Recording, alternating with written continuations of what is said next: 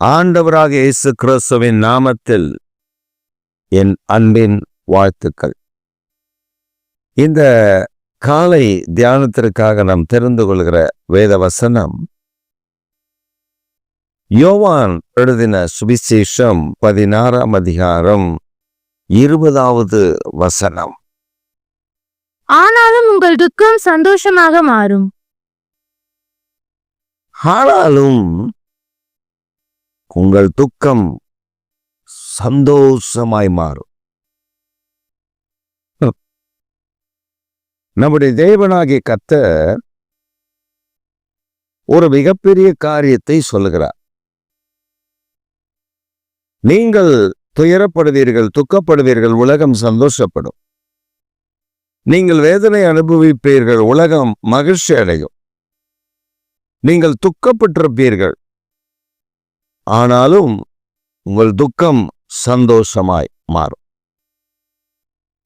இது ஒரு மிகப்பெரிய வாக்குத்தத்தத்தை, வரப்பிரசாதத்தை கர்த்தர் நமக்கு தந்திருக்கிறார்.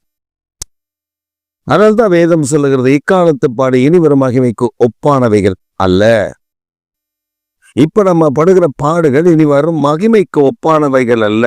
It is not compare with any other glory that God is going to give us. அந்த மகிமைக்கு இது ஒப்பானது அல்ல. பாடுகள் அனுபவித்தேன், பாடுகள் அனுபவிக்கிறோம், பாடுகள் வருகிறது. You are shedding tears before God. We are filled with the sorrows. We are filled with the afflictions. But one thing God instructs us, that the world may rejoice when you are in sorrow.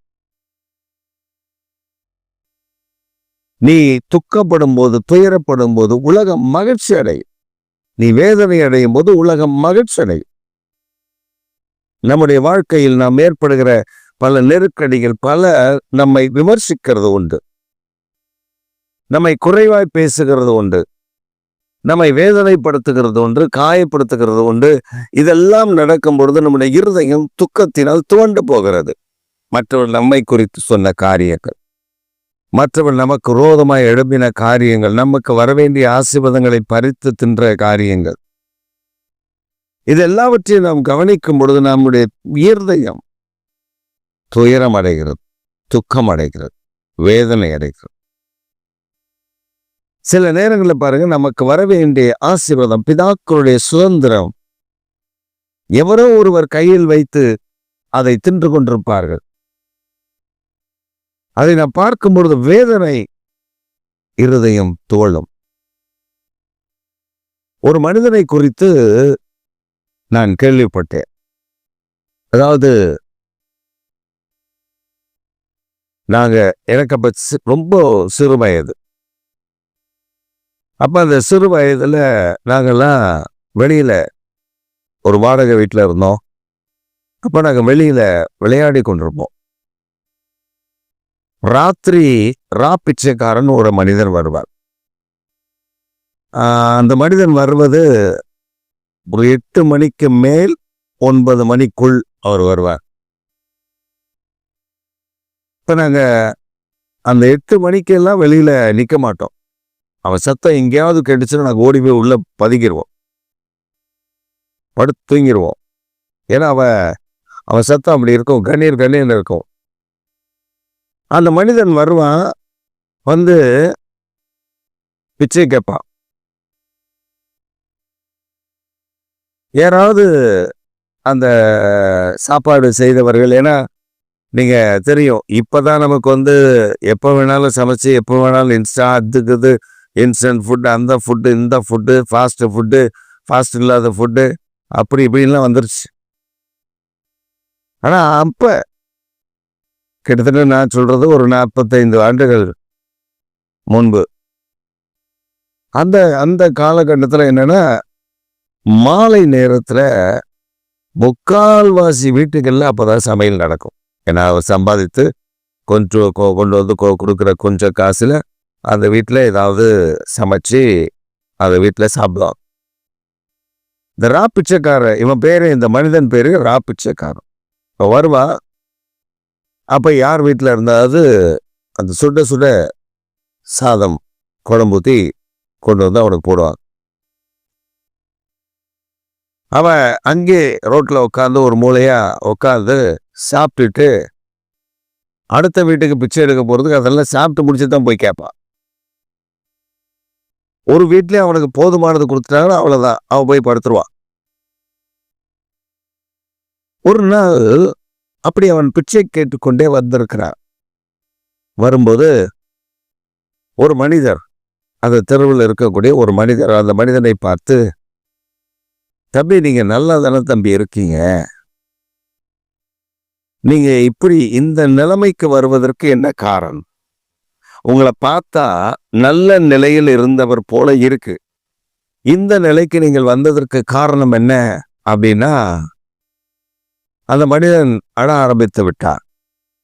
கண்ணீரோடு சொன்னார், நான் பெரிய பணக்காரங்க, எனக்கு இந்த ஊர்ல இவ்வளவு சொத்து, இத்தனை ஏக்கர் நிலம் இருந்துச்சு,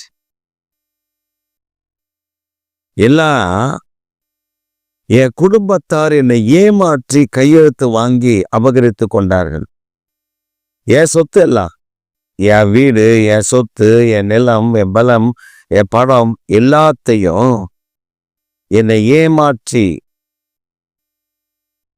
அத அண்ணன் தங்கச்சி பாசம், அக்கா தங்கச்சி பாசம், இப்படி சென்டிமெண்டா பேசி எல்லா சொத்தையும் இவருக்கு அந்த அறிவு இல்லாம இருந்திருக்கு. அந்த நேரத்துல கையெழுத்து போட்டார். கையெழுத்தை போட்ட அடுத்த நிமிஷம் அவங்க உறவு, அவருடைய சகோதரிகள் இவரை கழுத்தை பிடிச்சி ரோட்ல வெளில தள்ளி, நீ இந்த பக்கம் வந்துடாத, வெட்டிடுவோம் அப்படின்னு சொல்லி இவரை மிரட்டி அடிச்சு ஊரை விட்டே திருத்திட்டான். அவர் சொல்றாரு, நான் நினைச்சிருந்தா எதிர்த்து நான் போராட முடியும், ஆனா நான் பண்ண ஒரு தவறு என்னன்னா, அவர்கள் செய்ததை நான் கேட்காமலேயே கையெழுத்து போட்டது. இனிமேல் நான் அந்த பக்கம் போகக்கூடாதுன்னு தான் வந்துட்டேன். எந்த வேலை செய்யன்னு தெரியல. ஏன்னா நான் ஒரு பெரிய பணக்கார குடும்பத்தில் வளர்ந்தவன், நிறைய வேலைக்காரர்களை வச்சு வேலை வாங்கினவன். இப்ப நான் என்ன பண்ணன்னு தெரியல. அதனால பகல்ல எங்கேயாவது ஒரு மூலையா போய் நான் படுத்துருவேன், என்னை மறைச்சிக்கோ, யாருக்குமே நான் வெளிக்காட்ட மாட்டேன். இரவுல மட்டும்தான் யாசகம் எடுத்து சாப்பிட்றேன். காரணம், என்னை தெரிந்தவர்கள் நிறைய பேர் இருக்காங்க, அவங்க கண்ணில் யார் கண்ணிலையும் படக்கூடாது அப்படின்ற வாழ்க்கையை நான் வாழ்ந்து கொண்டிருக்கிறேன். அந்த மனிதனுடைய இருதயத்துல எவ்வளவு துக்கம் நிறைந்து இருக்குது பாரு. ஏமாற்றப்பட்டு, ஜனங்களால் அவமதிக்கப்பட்டு, துக்கம் நிறைந்து. இது உலக பிரகாரமா? கர்த்தருடைய பிள்ளைகளுக்கு ஆண்டவருடைய நாமத்தை நிமித்தம் எல்லாராலும் பகைக்கப்படுகிறோம். அவர்கள் நம்மை பகைக்கிறார்கள், தீமை செய்கிறார்கள், பொல்லாப்பு செய்கிறார்கள், இப்படி பல காரியங்களை அவர்கள் செய்கிறார்கள். ஆனாலும் ஒன்றை நாம் மறந்துவிடக்கூடாது, ஆண்டவர் வாக்குத்தத்தம் பண்ணியிருக்கிறார், உங்கள் துக்கம் சந்தோஷமாய் மாறும். இந்த செய்தியை கேட்டுக்கொண்டிருக்கிற பிரியமான கர்த்தருடைய பிள்ளை, யாரோ நீங்கள் ஏதோ ஒரு பாதிக்கப்பட்டு இருதயத்தில் துக்கம் நிறைந்தவர்களா, துயரம் நிறைந்தவர்களா, வேதனை மிகுந்தவர்களாய் உங்கள் காரியத்தை எல்லாம் யோசித்து, how I lived, நான் எப்படி வாழ்ந்தேன், இப்பொழுது என்னுடைய வாழ்க்கை எப்படி இருக்கிறது, I am suffering a lot, I am suffering a lot, Lord help me. அநேக நேரங்களில் நம்முடைய ஜெபங்கள் எப்படி இருக்கு தெரியுமா? ஆண்டவர் எனக்கு உதவி செய்ய, இந்த பாடுகள், இந்த அவமானங்கள், இந்த நிந்தைகள் மாற்றப்பட எனக்கு உதவி செய்ய. ஆனால் நாம் நடந்து வந்த பாதைகளை நாம் திரும்பி பார்த்தால் கர்த்தர் நம்மை சுகத்தோடு, பலத்தோடு, ஆரோக்கியத்தோடு, கிருபையாய் நம்முடைய தேவைகளை சந்தித்து கரம் பிடித்து நடத்தி வருகிறார். அதுதான் பெரிய பாக்கியம். இந்த பாக்கியத்தை பரலோகத்தின் தேவன் நமக்கு தந்திருக்கிறார். நீங்கள் துக்கப்படுகிறீர்கள், கலங்குகிறீர்கள்.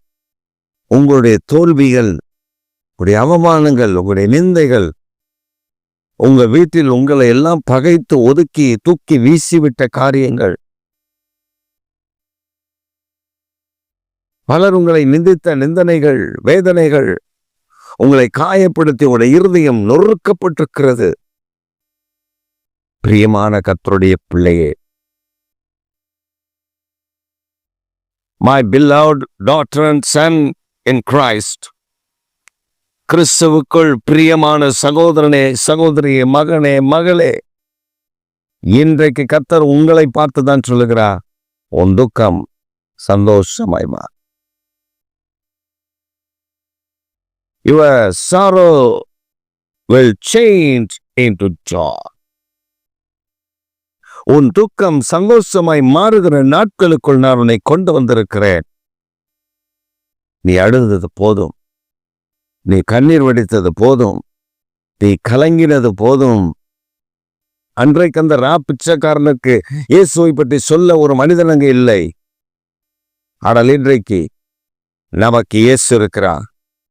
அவன் துக்கத்தை ஆற்றுவதற்கு இவன் பெரிய மனிதர்களிடத்தில் 4-5 பேர்கிட்ட சொல்லிட்டு அவன் தன் துக்கத்தை ஆற்றிக் கொள்ளுகிறான். ஆனால் நமக்கு அப்படி அல்ல.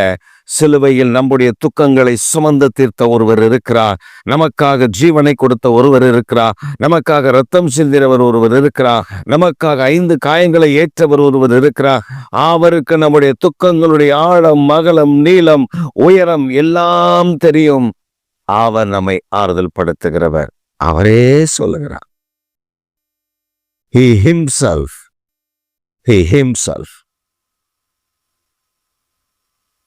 give a comfort word to us.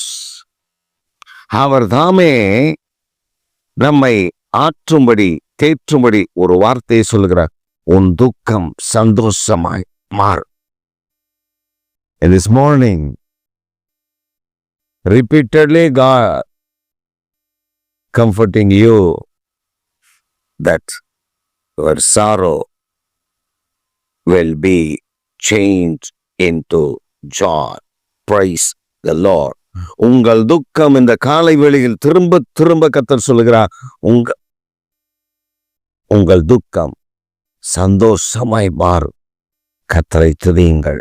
Amen, amen.